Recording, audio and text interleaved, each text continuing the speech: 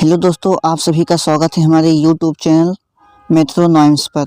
दोस्तों, आज हम आपको बताने वाले हैं क्लास 10th के चैप्टर 1 जो है क्या है भाई, प्रकाश का परावर्तन तथा अपवर्तन, लाइट रिफ्लेक्शन एंड रिफ्रैक्शन। तो हम इस वीडियो में हम इस अध्याय को पढ़ेंगे। तो प्रकाश भाई किसे कहते हैं, प्रकाश लाइट कहते किसे हैं, आइए हम यहाँ पर समझते हैं। प्रकाश ऊर्जा का वह रूप है जिसकी सहायता से हमें वस्तुएं दिखाई देती हैं। भाई, प्रकाश ऊर्जा का वह रूप है जिसकी सहायता से हमें वस्तुएं दिखाई देती हैं। प्रकाश की चाल 3×10⁸ मीटर प्रति सेकंड होता है। अब भाई वीडियो लगातार आएंगी। अब प्रकाश का परावर्तन देख लेते हैं। जब प्रकाश किसी माध्यम से चलकर किसी पॉलिशदार या चिकनी सतह से टकराती है तो वह उसी माध्यम में वापस लौट जाती है। प्रकाश द्वारा इस घटना को प्रकाश का परावर्तन कहते हैं। भाई, ये आपने समझ लिया। अब प्रकाश के परावर्तन के नियम भी हम यहाँ पर देख लेते हैं। तो भाई, हमने यहाँ से एक रेखा खींची, सीधी रेखा खींची, जिसका हमने नाम दिया M' और M। तो इस पर हमने पॉलिश कर दिया। अब यहाँ से हमने एक रेखा खींची और यहाँ से पॉलिश किए हैं, आपतित किरण इसका हम नाम दे दिए, और पॉलिश किए हैं तो यहाँ पर वापस लौट जाएगी इधर की ओर, ये हो जाएगी इसका नाम परावर्तित किरण। यहाँ से आई तो आपतित किरण और यहाँ पर पुनः लौट गई तो परावर्तित किरण हो गया। अब भाई, यहाँ पर हमने एक अभिलंब खींचा, जिसका हमने ये नाम दिया। तो इधर जो कोण बना और इधर एक कोण बन रहा है, तो यहाँ पर जो कोण बना उसे कहेंगे आपतन कोण, और जो आपतन कोण आई और इधर बना परावर्तन कोण R। अब हमने एक रेखा इससे खींची, आपतित किरण उधर जाएगी तो परावर्तित किरण। यहाँ तीनों एक ही तल पर हैं, जो ये बिंदु होगा आपतन बिंदु। तो भाई, यहाँ पर हमने ABC यहाँ पर ये नाम दे दिया है हमने। तो भाई, यहाँ पर आगे हम इसका 2 नियम है, इसके हम दोनों नियम देख लेते हैं। तो नियम पहला है आपतित किरण परावर्तित किरण तथा आपतन बिंदु से खींचा गया अभिलंब तीनों एक ही तल पर स्थित हैं। क्या है भाई, तीनों कहाँ पर हैं, एक ही बिंदु पर स्थित हैं। इसका मतलब तीनों एक ही तल पर स्थित हैं। क्या भाई, तीनों एक ही तल पर स्थित हैं। अब आगे बढ़ते हैं। पहला नियम हो गया। दूसरा नियम क्या कहता है, आपतन कोण I तथा परावर्तन कोण R सदैव बराबर होते हैं। तो भाई, जो यहाँ पर एंगल है I और जो ये एंगल है R, ये दोनों आपस में क्या होते हैं, सदैव बराबर होते हैं। अब आगे देखते हैं भाई। अब देखते हैं प्रतिबिंब किसे कहते हैं।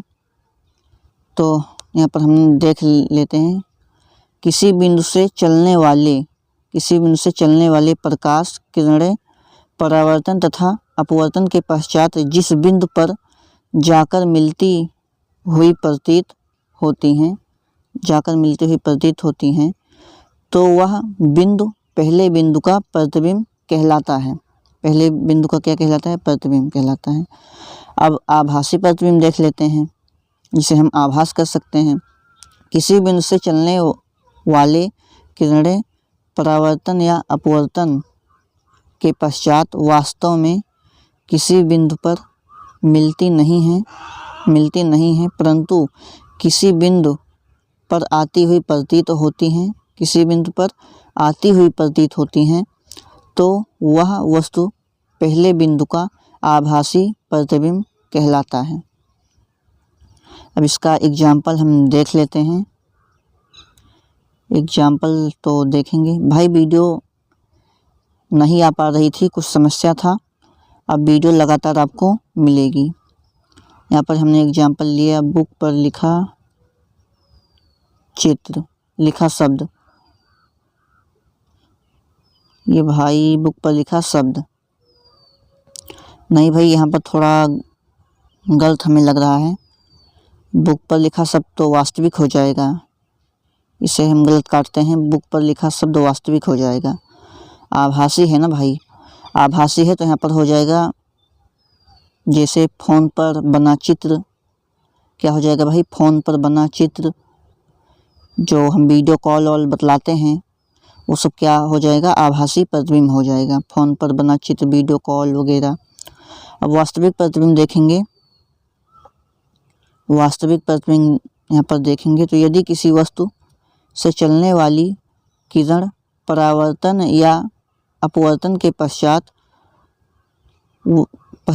वस्तु में किसी बिंदु पर मिल जाती हैं तो वह वस्तु पहले बिंदु का वास्तविक प्रतिबिंब कहलाता है, पहले बिंदु का वास्तविक प्रतिबिंब कहलाता है।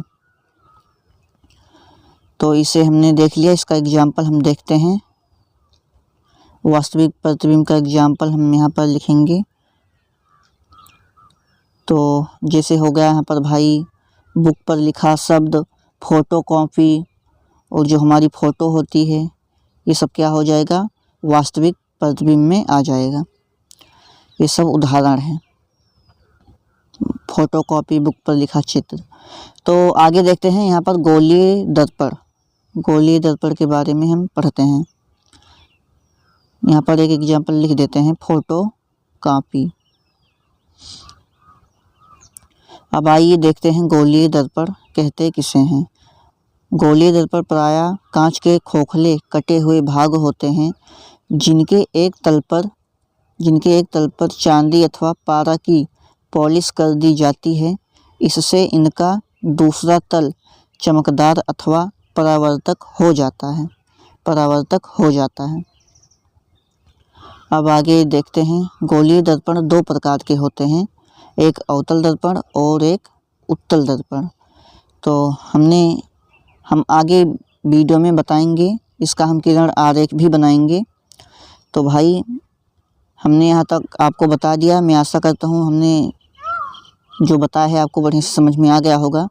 तो 6 स्थिति अवतल में बताएंगे और 2 कंडीशन उत्तल दर्पण में होगी जो हम किरण आरेख बनाएंगे। तो भाई मिलते हैं अगली वीडियो में, तब तक के लिए बाय। आप लोग अपना ख्याल रखिएगा भाई, वीडियो अब लगातार आएगी। मिलते हैं अगली वीडियो में, तब तक के लिए बाय। जय हिंद, जय भारत।